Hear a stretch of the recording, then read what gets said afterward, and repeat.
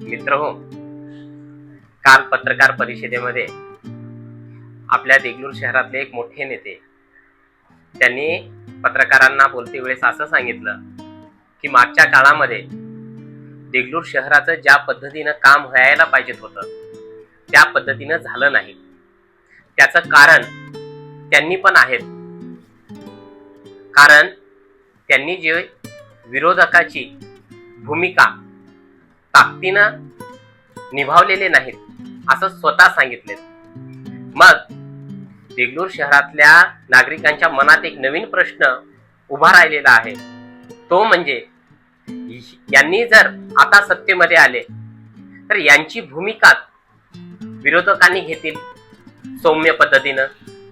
म्हणजे पुन्हा देगलूर शहर हे मूलभूत सुविधापासून मूलभूत हक्कांपासून पुन्हा वंचितच राहणार का? मित्रो, मानवतावादी राजकीय विश्लेषण झालंच पाहिजे.